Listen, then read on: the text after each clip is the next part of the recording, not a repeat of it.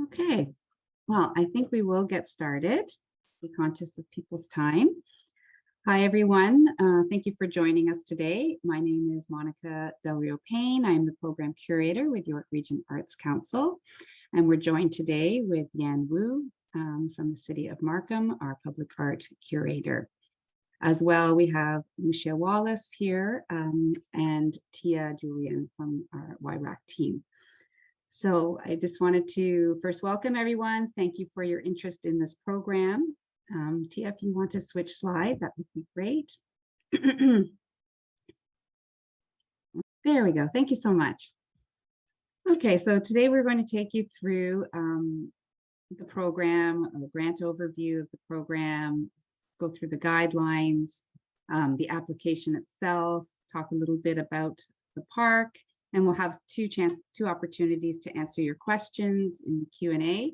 You can ask a question either through the chat or the Q&A option, or as we are a small group, if you want to raise your hand, you can also choose that option as well.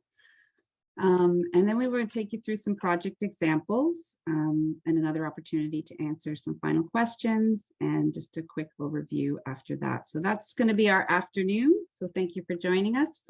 Tia, if you could just please switch to the next slide. So we want to start with acknowledging the land that this project will be based on. So we begin today with acknowledging the traditional territories of the Indigenous peoples and their communities to stewardship of the land.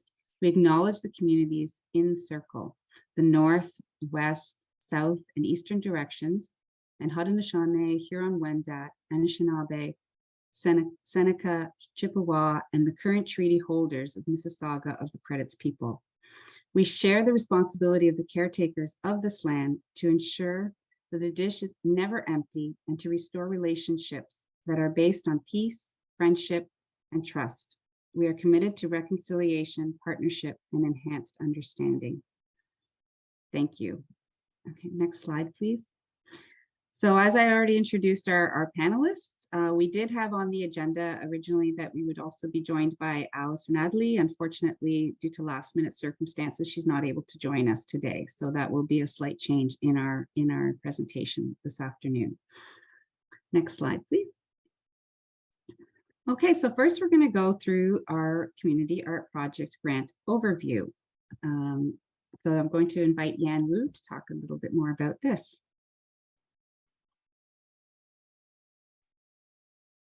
Okay, here I'm going to share my screen, and if you want to stop sharing yours for a second, thank you. And here we go. Well, first of all, welcome everyone, and thank you for interest in our grant program.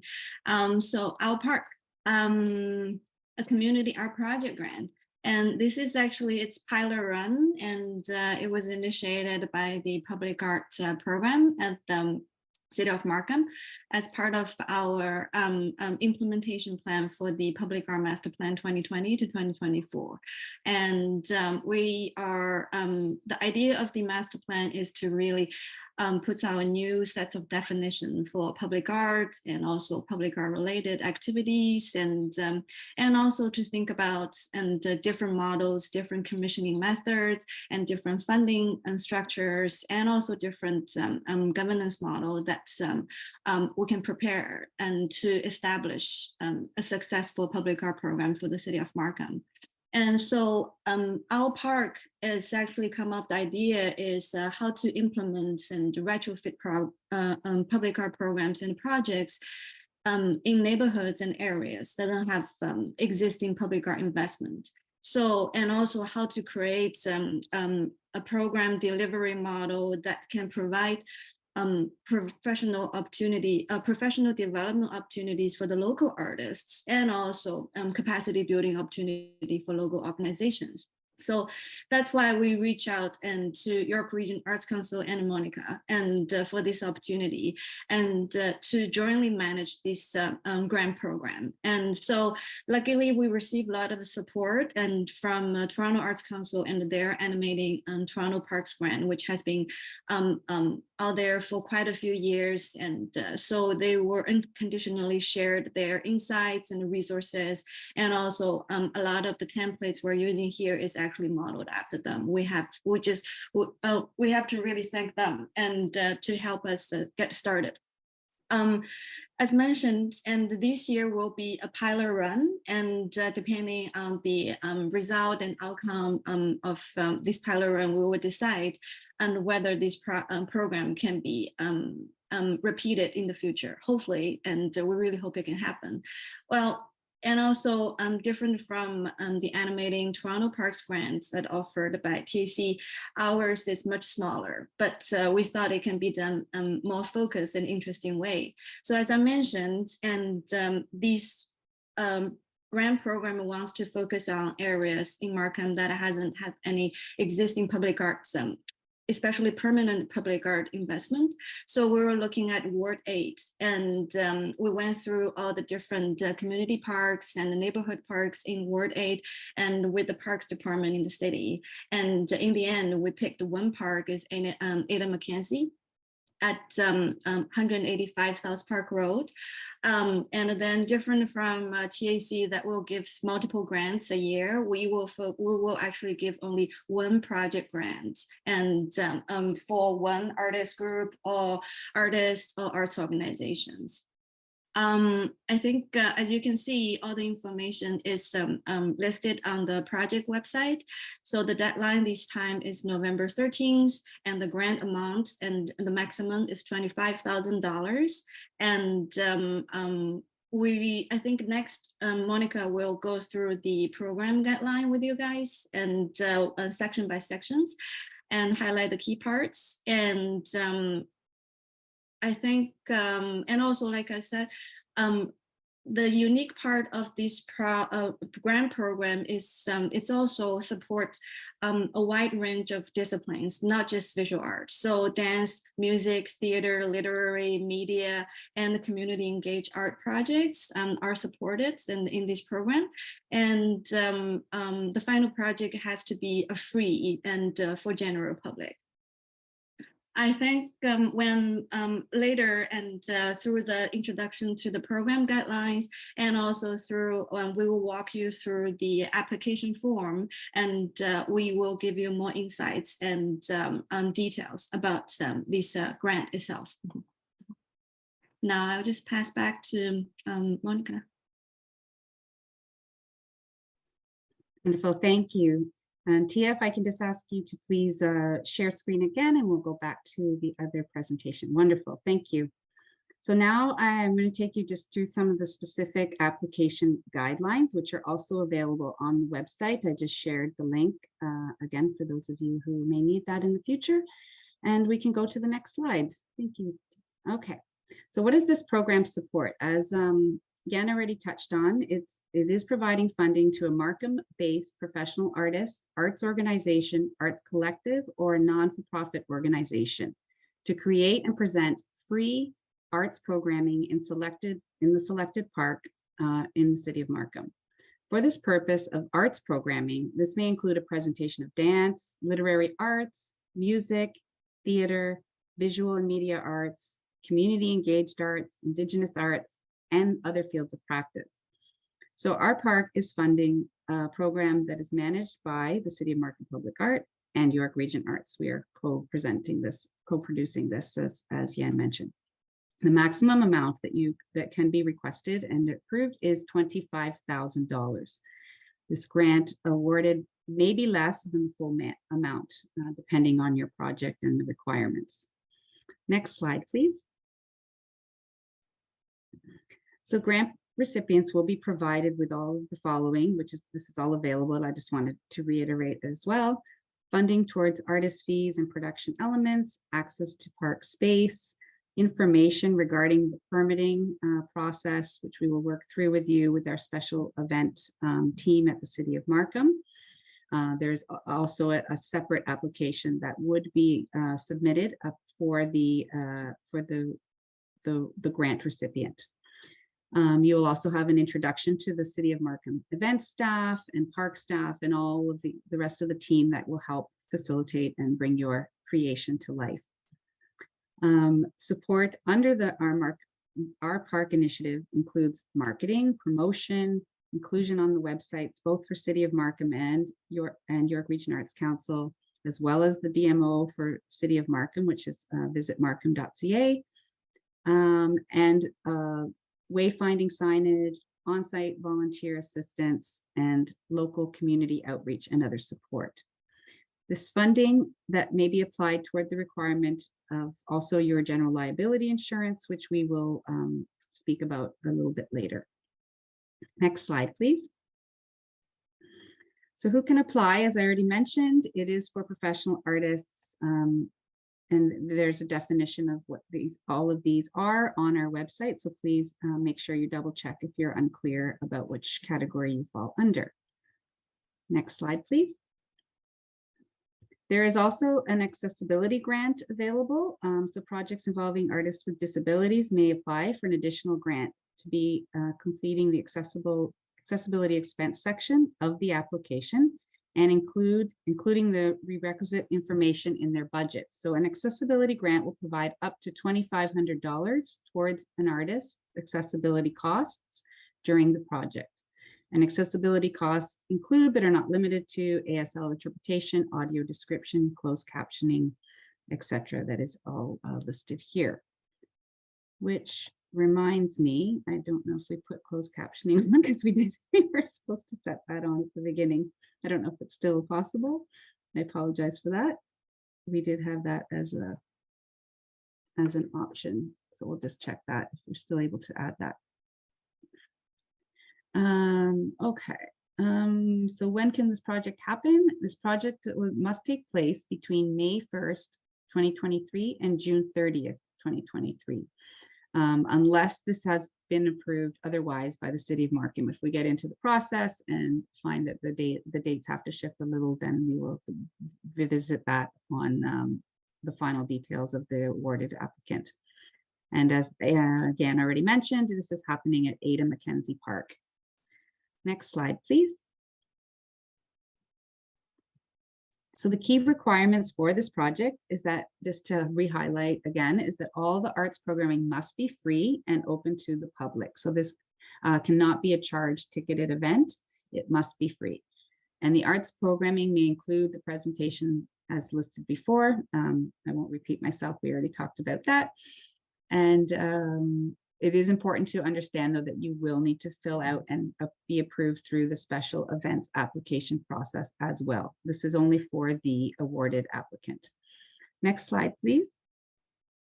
So eligible expenses could include rental space, rental equipment, event activities, artist instructor fees, artist accessibility and related costs, delivery and material costs, marketing costs, interpretation and translations, and up to 20% of approved expenses and administration costs as well, which include your bookkeeping and office supplies, etc., as well as any permitting that you will require and your general liability insurance. Thank you. Next slide.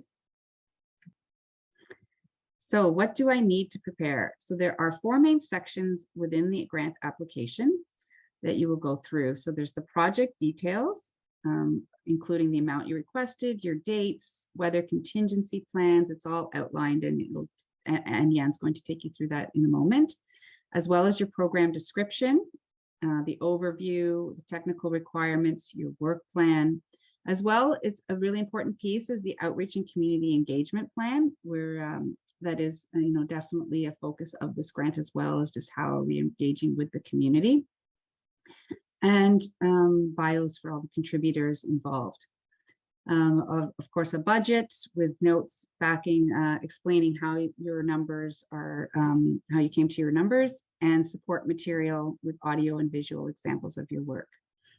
While you are preparing your application, we do suggest that you review the 2 appendixes that are part of the application. Appendix A, if you could go to the next slides.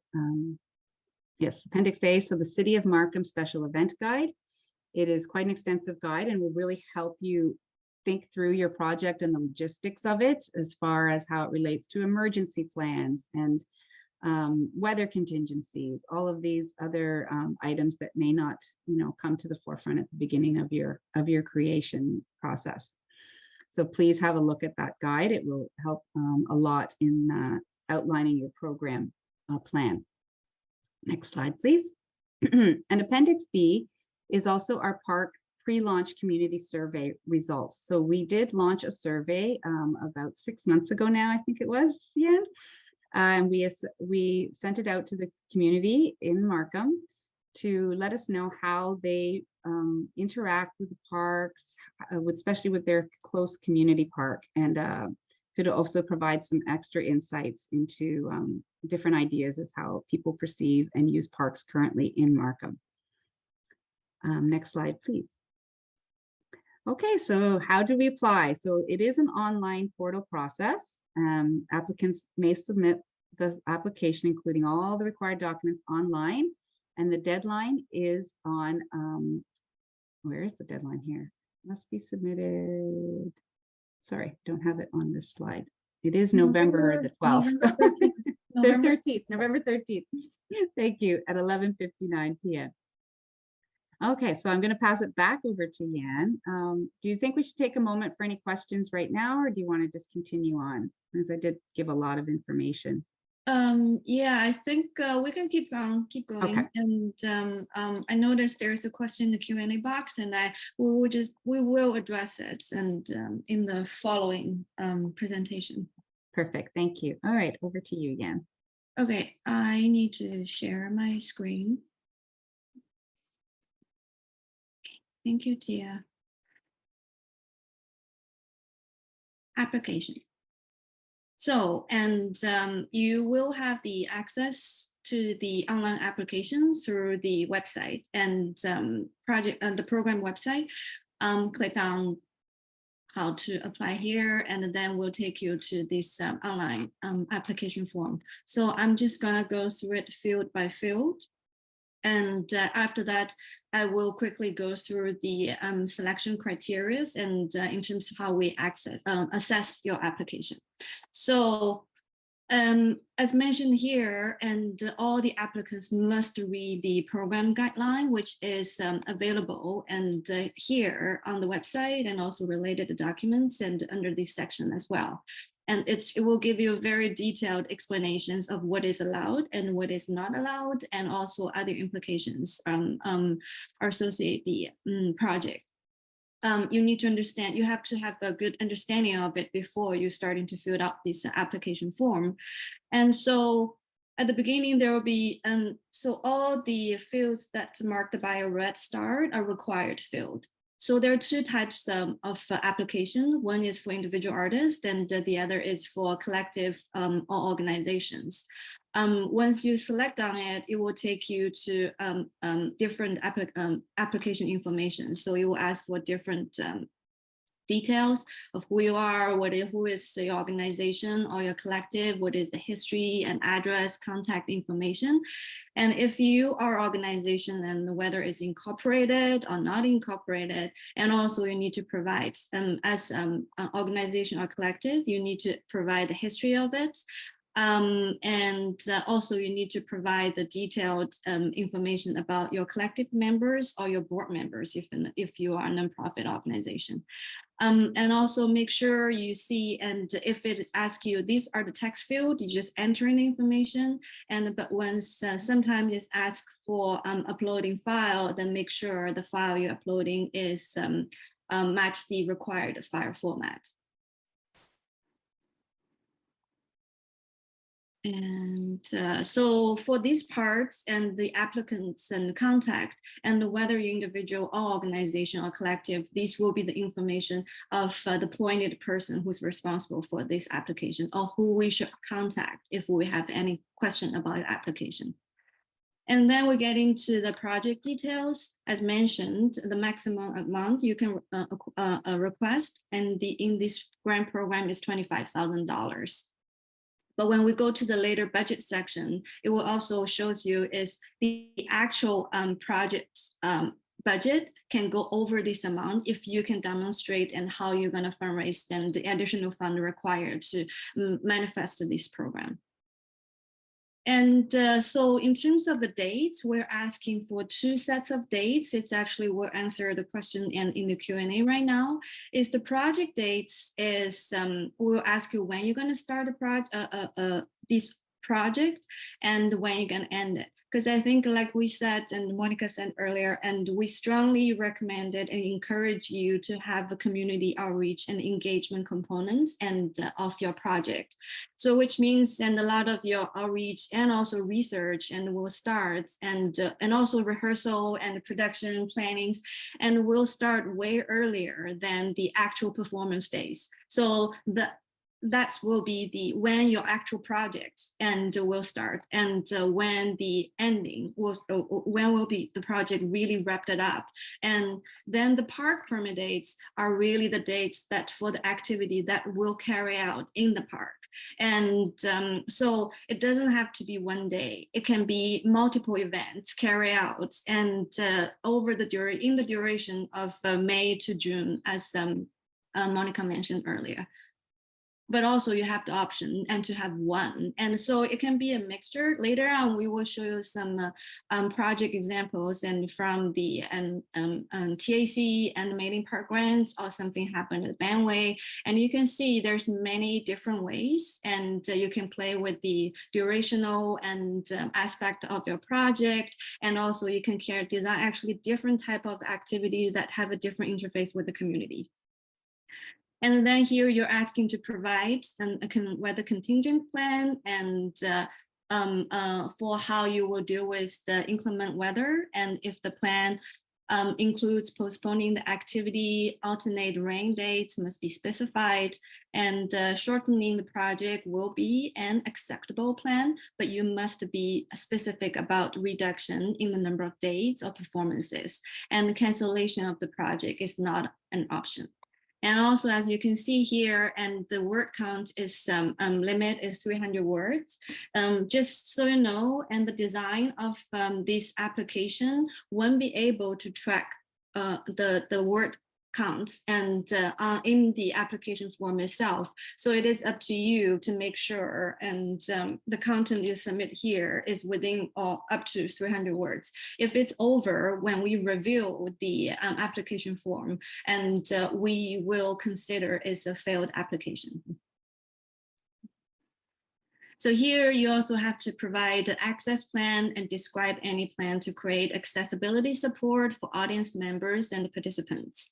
And also the access cost must be reflected in your budget. Here also I want to make a note is that this access plan and also the budget and access cost related and in your budget is different from the accessibility and the grant we offered in the $2,500.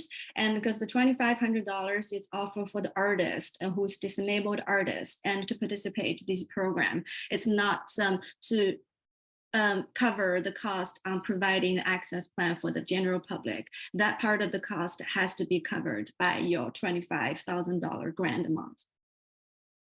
And here, and you need to provide some 100-word project summary and a brief summary of the activity that will take place in the park, including the type of activity and the dates. If your project's funded, this description will be used in public report about funded activity. And now we're getting to the artistic statements. And first of all, we want you to tell us and your group's inspiration for creating. So it's really a general artistic statement and about information about your creative influence and process, achievements and the career goals and the collective vision, mission, and the value statement. So it is more high level and the description and about your artistic approach and your artistic inspiration and goals. And then the second part in the artistic statement, we want you to tell us why you want to work in Ada McKenzie Park, and is it because the site-specific requirements of your project? Or do you and all your group have a personal connection to the park? And please provide information on why you have chosen to work in Ada McKenzie Park and how you will work with the communities in the living area. Like we mentioned previously, and even you can tell, and from the title of the grant, it is a community art project grant in park, right? So we really want to see is how you can create arts program, then it's how you can actually achieve this idea of our park. So you will become part of this hour, and then the public and the community will become this part of this hour as well. And then we get into the project description section, and you will see there's a different breakdown underneath it. So first you need to provide overview, and that will be more substantial description, and then the project description, brief description, and earlier in the grant application. So here's to provide a synopsis of your project, describing its form and content, and including the logistical information such as numbers of artists involved and the length of the presentation and the collaborations or partners that will be involved or any other relevant. And you feel it's important to let us know. And then the second part is the technical requirements. You let us know is some detailed information on technical or other elements required to present your activities in the park, such as lighting, sound, stage, etc. And some specify whether you will require electrical connection or provide your own power. And Ada McKenzie can supply power, and that's part of the reason, and we choose that part. And then also you have to let us know your work plan. And so this work plan will cover the entire period of the project, like I said earlier. So this will be the starting point of the project date and ending of your project date. So what is your plan for research and planning and rehearsal and the leading up to the actual presentation? And here, then the next part is outreach. You need to let us know your outreach plan, and if you have any existing community partners and already established and for this project. And so this outreach, and you can consider the research can be part of the outreach, and then the actual and the program itself and can be part of the outreach itself. And then maybe there will be a follow-up activity and can be considered outreach as well. It's really up to you to design a comprehensive and really grounded approach and how to work with the community. And then you will need to have a contingency plan, like we always do, is to how you will carry out the project if public health restrictions have an effect in park programming. So we're talking about COVID, and hopefully by next year and May or June, it's no longer the case, but we don't know. And so we need to plan ahead.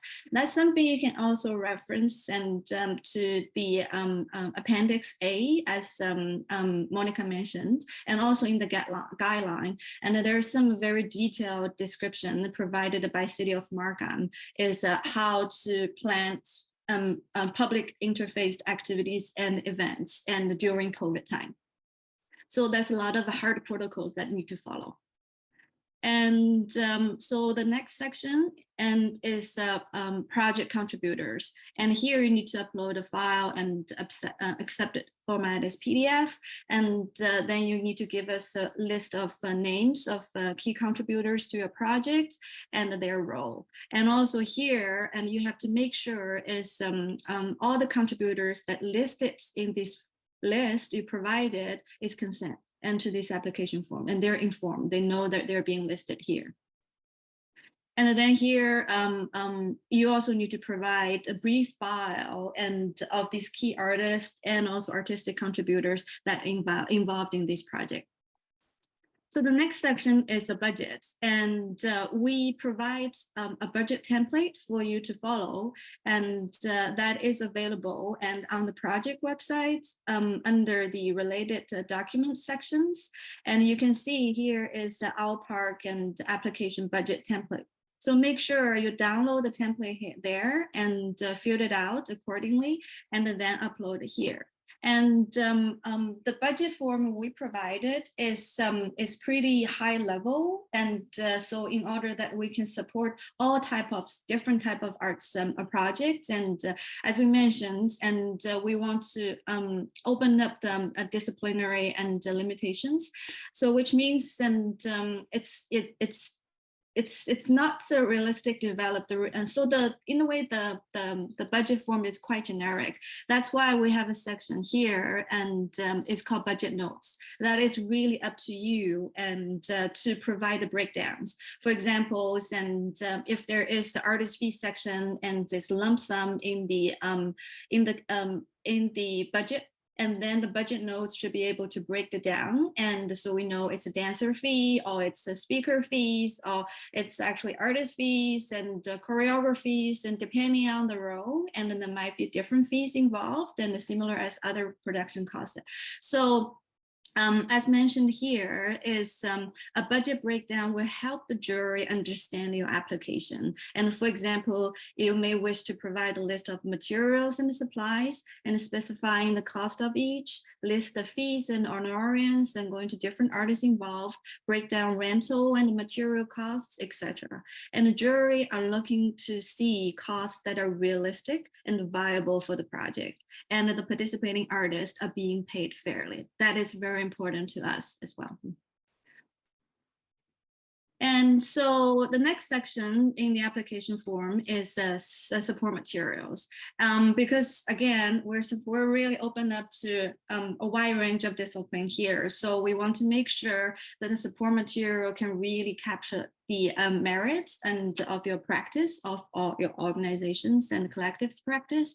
So we're accepting a range of media types here, and you have to select the media type, then you will see the actual section will show. So I'm going to select all of them here so we'll be able to see, and one by one. So first is digital image, and so make sure there's a maximum 10. If there's you submit 11, we will only count 10, and we wouldn't look at 11th image. And make sure that you follow the file formats and also the resolution, like I said and mentioned earlier, and that wouldn't be a pop-up notes and tell you submit the wrong and the file type, but it's really up to you and to read the requirement carefully, because if you submit the wrong type, and it will automatically fail your application. And then, in addition to upload the digital image, and you need to attach a file list here. So you will let us know and what this image is about. So I think it says here is you need to, for each image, you need to let us know and the title of the work, the medium, the dimensions if applicable, and the year of work, the year the work was created, and briefly explain how this work is related to your proposed project. And the second media type option is video. So, but you cannot upload video here, and but you can provide a link and to whichever platform you decided to upload your video to, and then we can view it from there. And if there is a password required, you can enter the password here. And you can only submit one video and a maximum of 5 minutes. And if the video is longer than 5 minutes, you need to specify it, and the starting time and end time. So again, same as the image, and you need to provide a document to explain this video link. So you need to tell us the title of the video, year of productions, production format, presentation format, special presentation instructions, and the sections to be viewed, and if the video is longer than 5 minutes. And also briefly explain how this work is relevant to your proposed project. And the third option you have is to upload an audio recordings, and understanding that might be and sound art projects, all music projects that are going to happen. And similar as the video, for the audio is again, it needs to be online, and but also there's accepted format here. So you will share it. Okay, I think there is some. I think there is a mistake on our end, and I think I need to correct it, is the video link need to be shared online. It's not an uploaded file.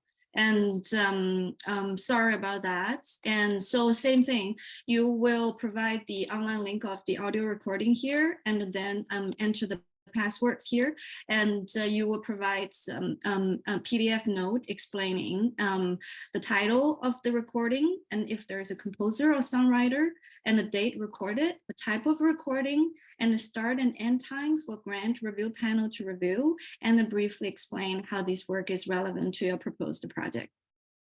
And the last option, and for you as a support material, is print matters. So you can upload and up to maximum 6 page, and accepted file format is PDF. You can scan it if it's print matter, and or it's online link, and you can just print it into PDF file.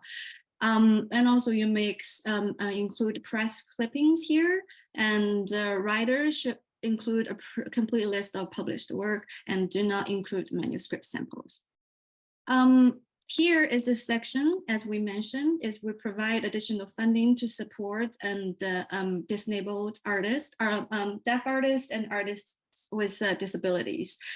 So here is where you can provide us more details. Again, if you select it, a yes here, and you will let us know the amounts, and you're required here, and also describe the role of deaf artists, artists with disabled, and all artists living with mental illness in this project, and specify the accessibility requirements of each artist. And accessibility costs include but not limited to ASL and interpretation, audio descriptions, closed captioning, communication assistance, attendant care, including helpers for elders, and support worker, and equipment rentals or other support required to meet artists' accessibility needs.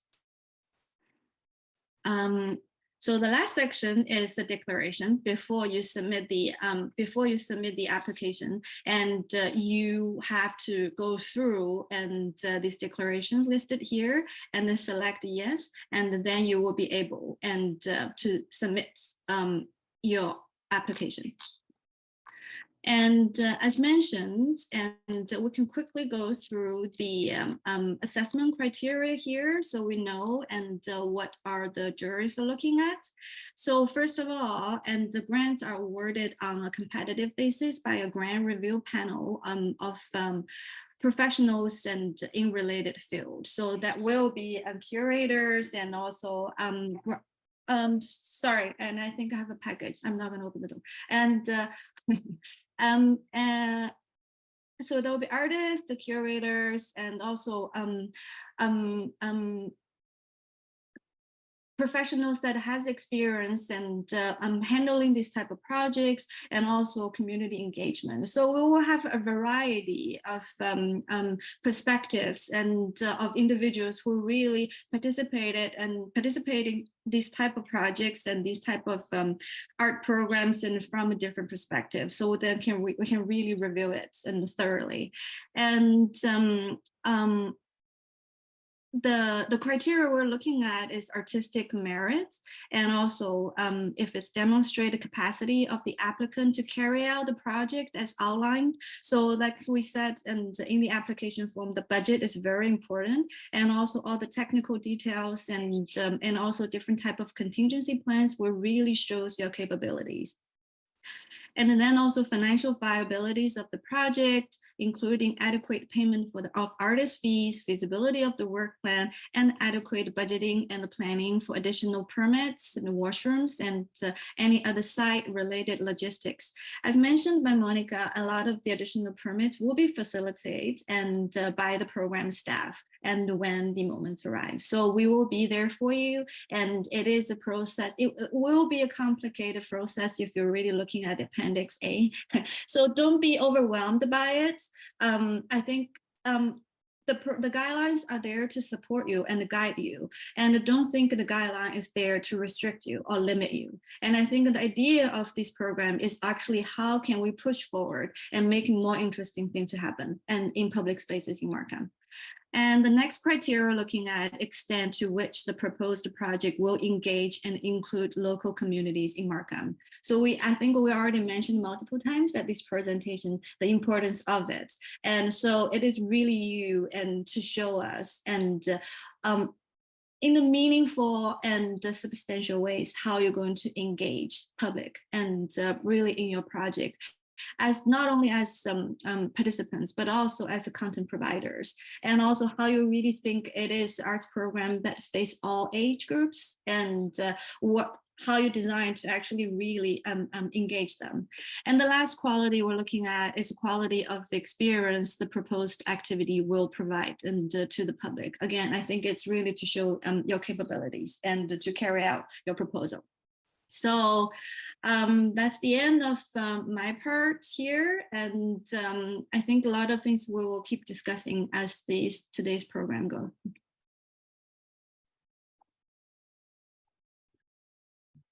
Thank you very much, Anne. Okay, we can go to the next slide. We're going to take questions shortly. We just wanted to reiterate that this grant is happening at one specific park in one specific community for this pilot project. As we mentioned, Ada Mackenzie Park. We would highly recommend, if you are applying for this program, to actually go physically visit the park, walk around, check out the environment that surrounds it, because it is a very, we found it a very interesting park to explore, and why we chose that park with the City of Markham's operations and park staff. Next slide, please.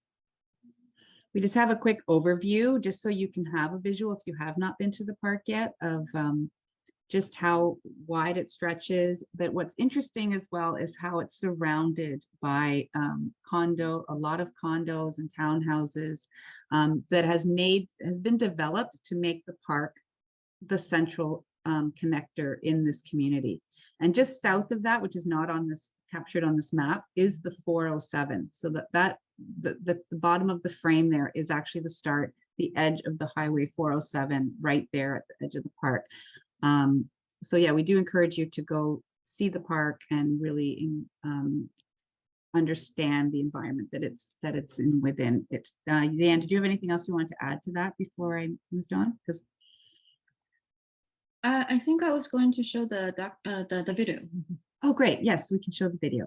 Right. And I think also before, I noticed there's a question about the eligibilities, and you do have to be a Markham resident, and also the organizational collective has to be based in Markham. And if the collective members is over how many numbers, I think maybe we can just quickly and looking at the eligibility parts and on the website, because I think I can share it, is that it is a quite important information.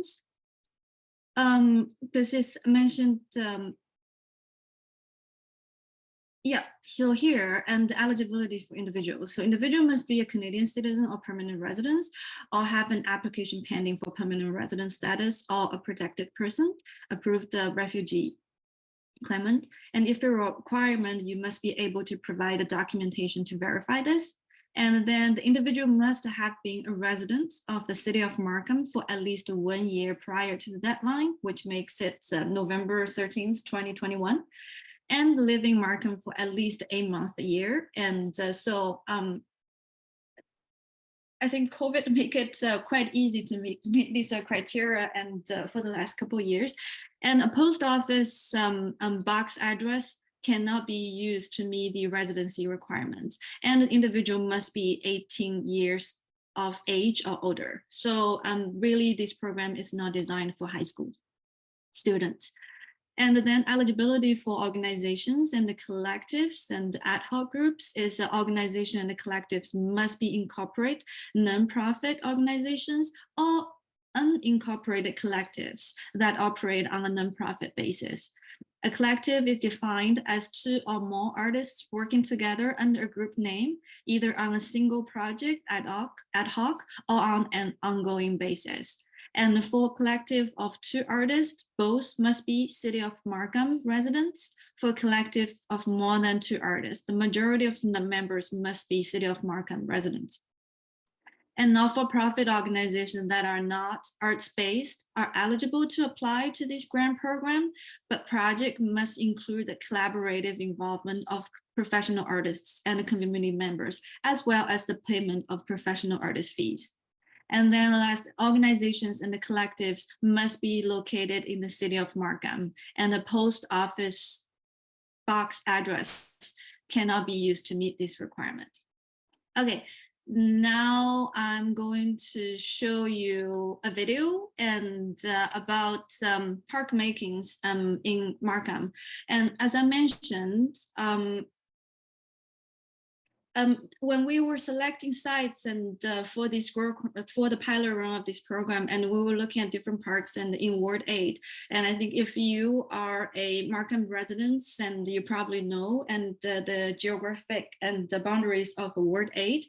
And then in the end, we decided to work with the Ada McKenzie Park. And so now we, as part of the education components and of this grant program, we went to interview the 3 city builders in the city of Markham, the manager of planning, the manager of urban design, and also the manager of park design, to let us know and from their perspectives and how these the parks we were studying in Ward 8 really reflecting this evolvement of urban development and in Markham, and also really through their discussions, and you were starting to understand the uniqueness of Ada McKenzie's, and also there's a lot of the footage, and you will see in this video is about Ada McKenzie. So we want to give you some visual and ideas of how the park looks like and how the neighborhood are using the park, and also from the planning's perspective is how the design of this park and fit into the larger picture of Markham's planning and the development. And the video is about 1406.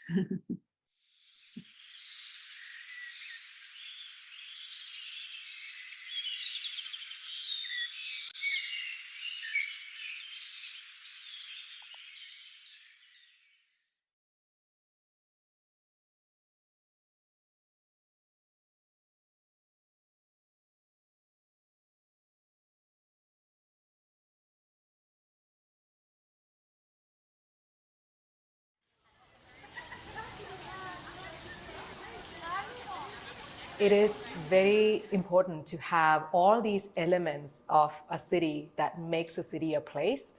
One simple way to say what urban design does, not just about the design of the physical elements, but it's also how people use it, how it comes to life, how the different uses interact, and how people appreciate. Parks are no longer going to be the traditional parks, not just infrastructure, but culture as well. Let the flexibility happen, let it evolve, and we'll see where it takes us. Learn from it, improve on it, and go back and just learn your lessons, right? City building is not a one-time thing, it's a continual thing. Markham's park system is to meet the needs of such a diverse community, distribute parkland equitably across all wards from an access perspective, make them safe, make them sustainable from an environmental, financial, and cultural perspective.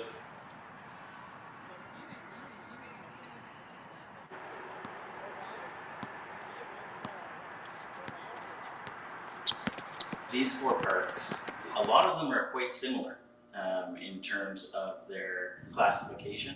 All of them are what would be considered active parks in that they have sporting facilities in them. Milliken Mills is one of the true community parks of the 4. Greater than 6 hectares in size, very flat and programmable. It's co-located with a community center. You can do tournaments with baseball, tournaments with soccer. Provide as many connections, visual and physical, around the park and to the park. So as many street frontages as possible, as little backloading as possible. The connection to other greenway systems, other ecological features. In the example of maybe Denison or Armandale, even if you're living right next to the park, you may have to walk around the block to get to it. That's not encourage walkability.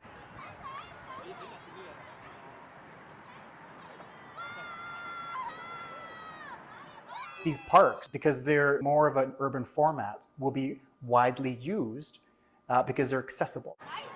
Critical mass can enable the use of those parks.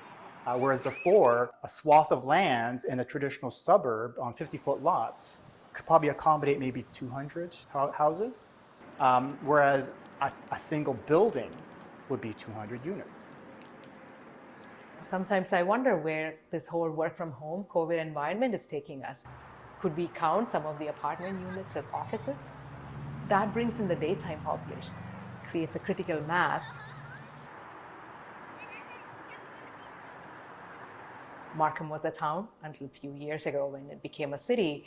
You can see how it has evolved from lower density, more suburban communities, to highly dense urban environment. It's a city that is going through a lot of changes.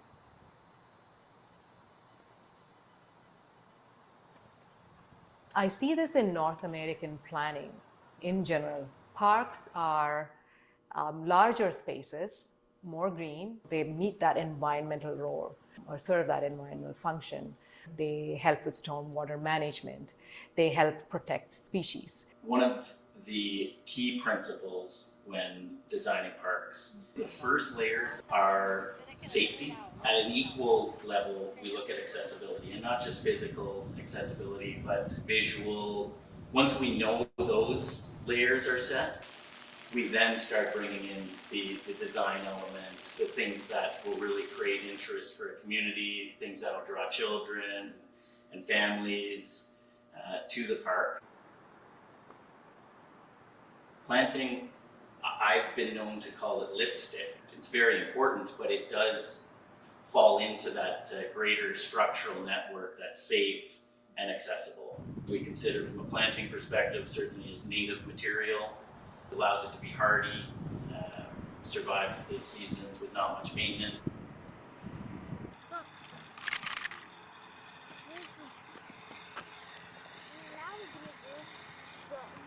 We need to embrace diversity. We are very much a diverse community, not just racially, but needs. One of the things that I'm focused on as well is the elderly. Sensory parks. It's not just about the little kids playing on the swing. It's about the elderly going out, exploring in a safe park where they will not get lost. They can get inspired.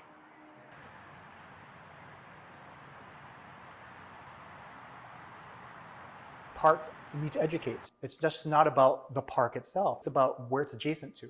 Learn about the environment. Learn about the aquatic animals, the fauna. It needs to be specific to an area.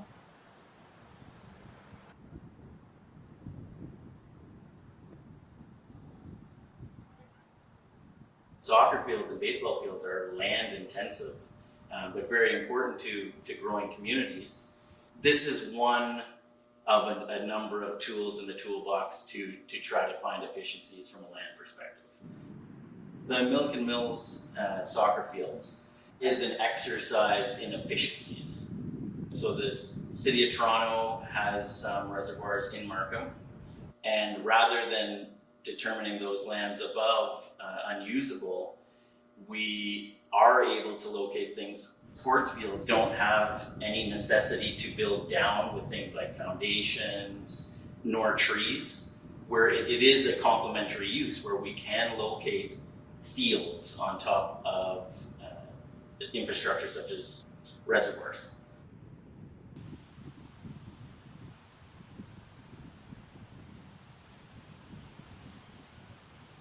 Jane Jacobs famously talked about eyes on the street.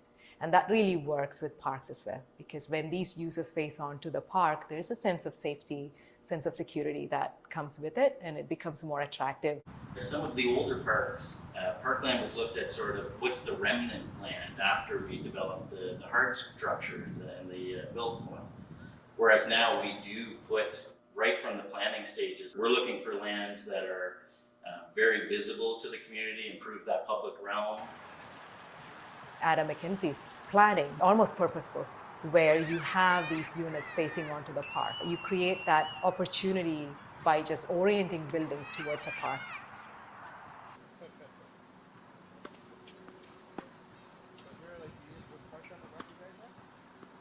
Historically, it might have been playground, splash pad, baseball, soccer.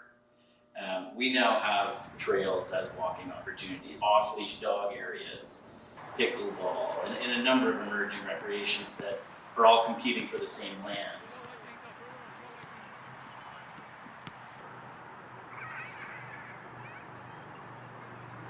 When I purchased those lands around Ada Mackenzie, those lands were very much underutilized.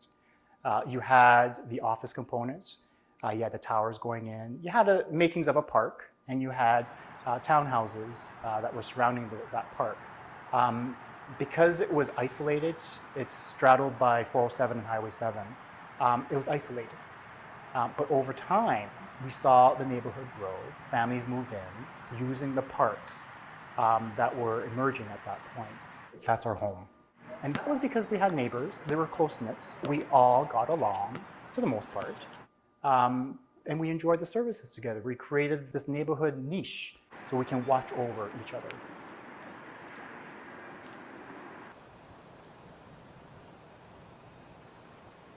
Dennis and Armadale are very similar. And what those are intended to do is meet the needs of a 5-minute catchment area for the residents. Even though it's on a public street, it's tucked away. It's the nature of how Denison was created. It funnels traffic through a traffic sewer in that sense.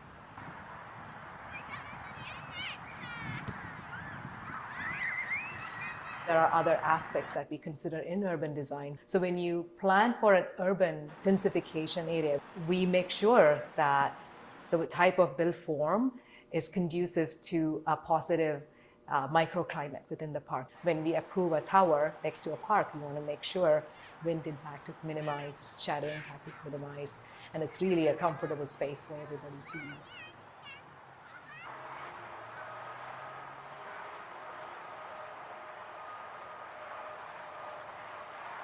Now, these days, we have the subway, GO, we have York Region Transits. But not only that, as you get into the micro-mobility of neighborhoods, you have trail systems. With emerging technology, you have e-scooters, e-bikes, bicycle trails, bicycle lanes. You get more into the granular, now you have walking. You need to make that convenient for them in order for them to have that choice not to use a car.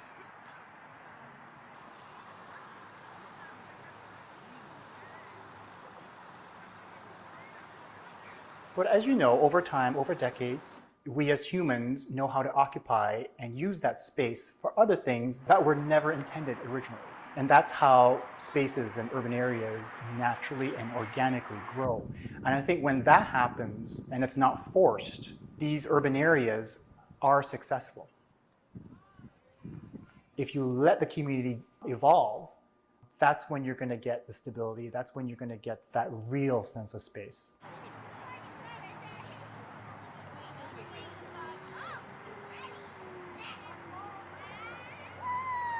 Parks certainly play a role. People go to parks and people go to art, and there's a natural relationship between the two. Not every park is a good candidate for public art. It could be for a certain type, performance style, but not likely the permanent collection. Public art, for me, is quite important as part of these public spaces.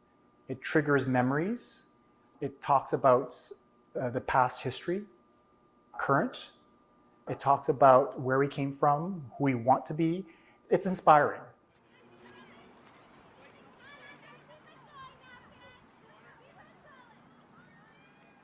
Milliken Mills Park, there is a hill, there's a reservoir that peaks over Markham to the north and west.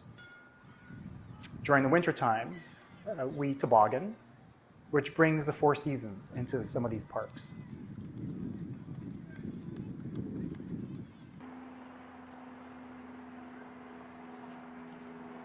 If you live in stacked townhouses with no backyard, if I want to plant tomatoes, what am I going to do? These urban agricultural areas, these community gardens, would enable the residents to grow whatever they want to grow, trade, share, chat, and get to know your neighbors.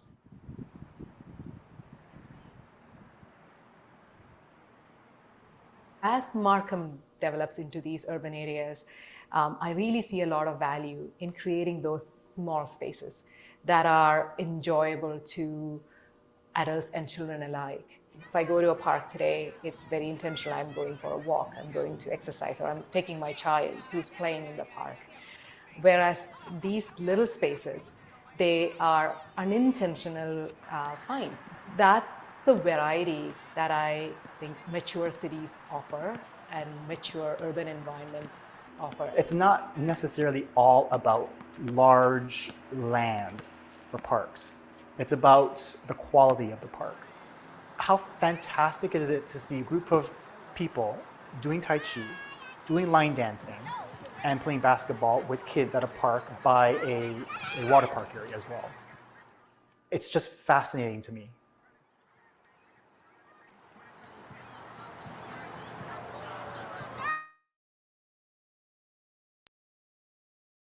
Okay, thank you guys to sit through this video with us. Yes, thank you, Yan. I hope that percolates some new ideas and really helps share, that broader scope of what we're hoping with this project as well, is to really look at this park as your palette to engage the community. So now, if we have any questions, please feel free. Tia, I guess we can start with if there's any other questions in the Q&A that we haven't addressed. I think Yan has addressed them both, but is that all we have at this time? Yep, that's all the questions that have been put in the Q&A so far. Okay, I saw someone raise their hand. Yes, Maybe we yeah, can just let them just talk. Yes, of course. Tia, are you able to unmute Lean, sorry, Lynn.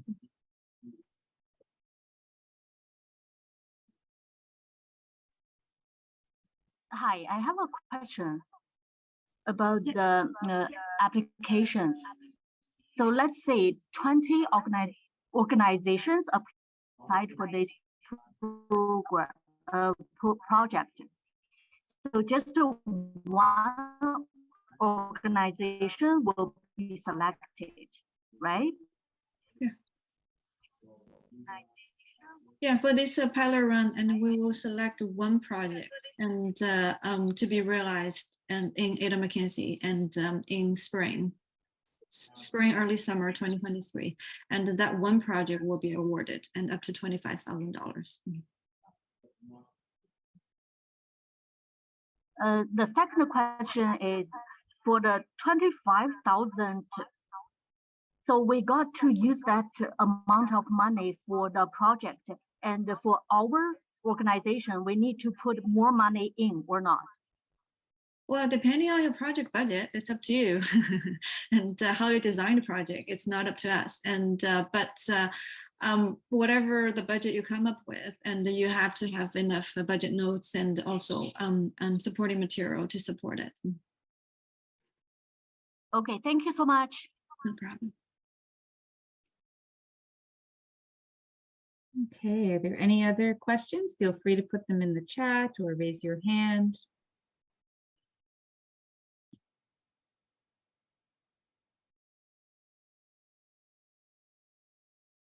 No. Okay, maybe we can just flip to the last slide. Are you going to go through more examples right now, Yan, or did you want to do that? Sure. I think maybe I will share the screen again, and there's most of the information we shared today is actually all available on the project website, and I would really highly recommend you to go through it. And because there's a lot of tours and resources that can be useful for you. I think I'm just gonna walk you quickly through and all those things that are prepared for you on the website, and that hopefully can be useful to you. So first of all, and make sure you go through the program guidelines and also the appendix, and download the related documents, and here under these sections, and then under the toolkit and the resources, and you can find a lot of the toolkits and provided by organizations has had great experience and working with park spaces and also community engagement and place makings. So it's how to think about, and I think there are questions about community engagement and what is kind of expectation. I think everybody is a community member somewhere and belong to some places. So as a community member itself, you understand and when you're really being engaged and respected. And I think the toolkits are really just some ways and how can you help you to achieve that. And then here I really want to quickly go through is these projects and database we prepared here for you. And unfortunately, Alison cannot join us today because she is really the key person behind the first project here, Art on My Mind 2022.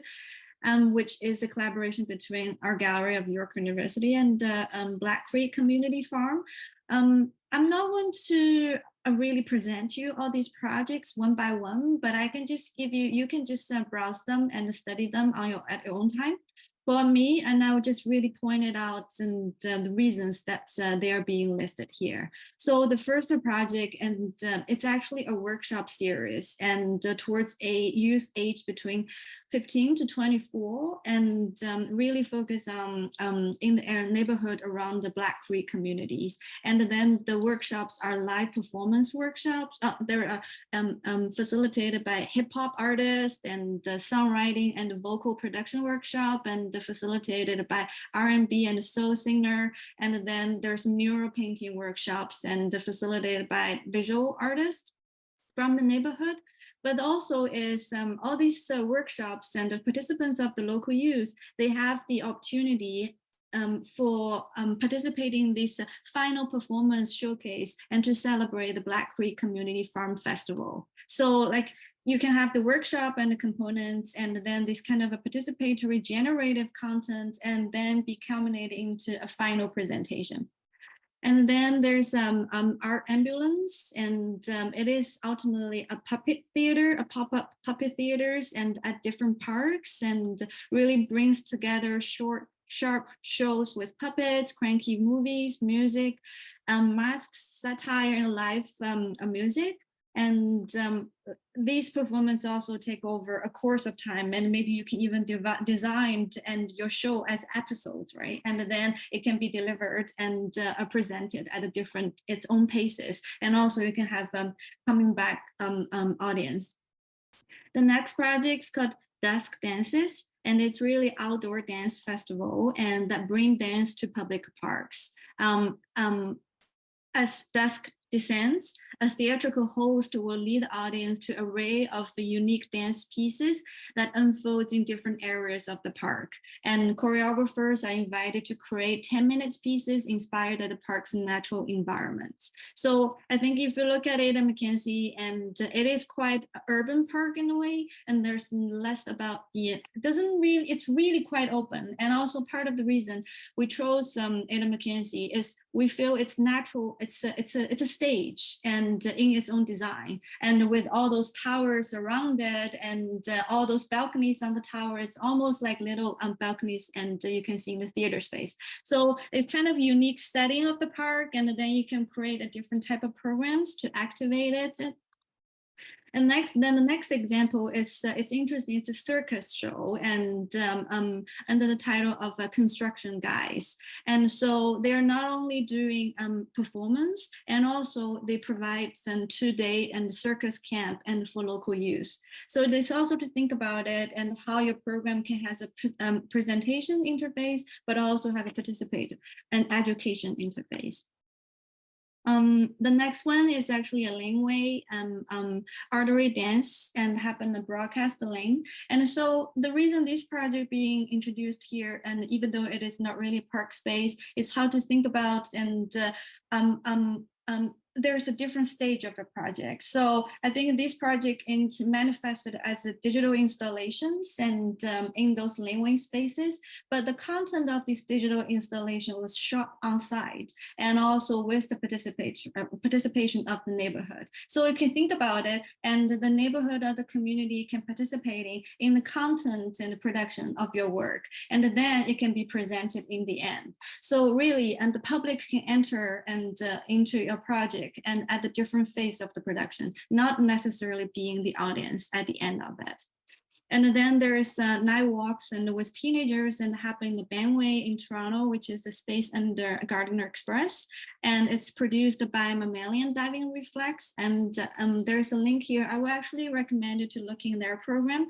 It's kind of, they call their program, it's a theater, but it is a social aquacultures. And they work with elderly and they work local youth and to be the key actors of their program. So for this night walks with teenagers, they actually are asked local youth to plan, design, and lead public excursions and through the city at night.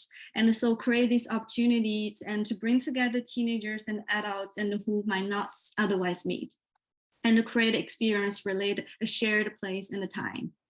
And then there's a pathway, and it is through art workshops and storytellings and the natural walks, and the participants will get a sense of place and with a natural environment providing artistic materials for the projects.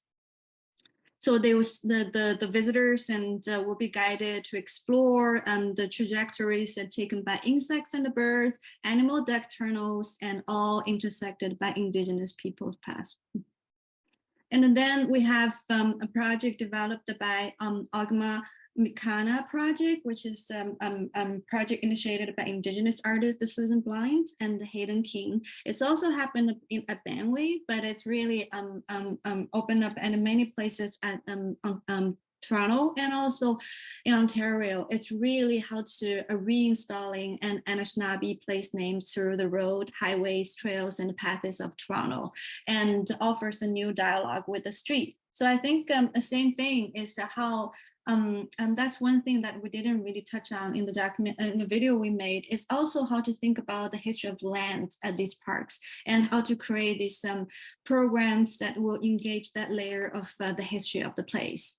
Then there's Mother Tree is again, it's a workshop and bring together music, performance, and also Indigenous knowledge and the teaching. And I think then also there's a disco picnic is happening in North York. It's really bringing together Filipino food and prepared by local celebrity chef, and also working with a dance company to create and dance movements that in response to the food, and then the audience can enjoy it in the picnic settings. So I think there's really a range and a variety of projects just to give you a sense of possibilities and ways to engage the site and engage the history of the land and also engage the local communities. Okay, I think we'll just the last period and for questions. I believe there's one more question in the Q&A that came up. I think she just said she has to go. Oh, okay. Yep, you're right. Okay, are there any other questions? Okay, well, we'll just recap quickly, just the key dates of this project. So of course, the application deadline, as we've mentioned a few times, November 13th, 2022 at 11:59 p.m. We'll be awarding the notification in mid-December and accepting the grant, accept the award by the end of December, so that the project will start really in January with your pre-production and the actual activation of the event in the park from May to June 2023. And the final reports will be due 90 days after the end project date. Next slide, please. So if you do have any other questions that come up after, please feel free to email me at monica@yorkregionartscouncil.com. And as we said, the website there has a lot of references, so please go through all of the wonderful details that are there and provided by our team. So if there's no more questions, I just want to say thank you again. Thank you to Yan, thank you to Tia for your help behind the scenes there, and for everyone who attended today. Yeah, thanks everyone, and hopefully we can see your application, and good luck. Oh, sorry, so I think someone just raised their hand. Oh, did I miss that? Oh, yes. Hi. Sorry, I have one more question about the project. Let's say we are planning for the project, and we are planning to invite some food vendors to come to the project. So is that possible for us to collect money from the vendors?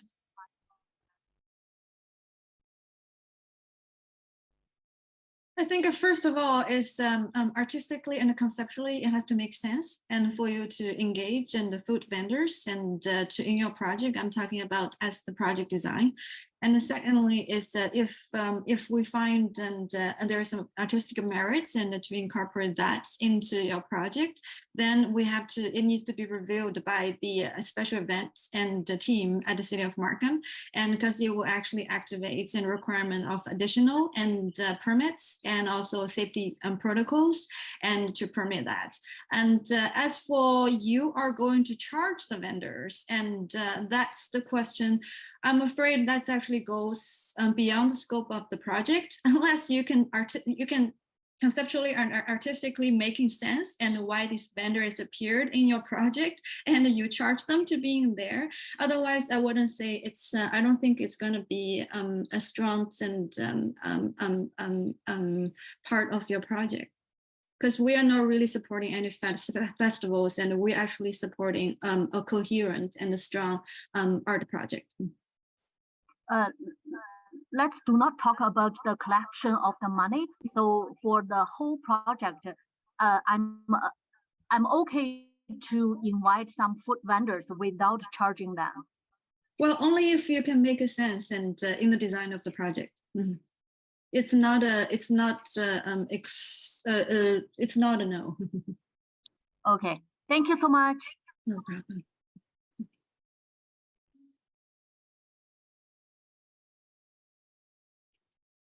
Okay, well, if there's no other questions, then we will wrap up this session, and please reach out to us via email if you have any other questions. We will send out the recording of this session after the session is over. So yeah, and also we will make the recording available on the website as well for anyone who's interested. Okay. Yes. All right, thank you so much. Okay, Bye-bye. thanks everyone.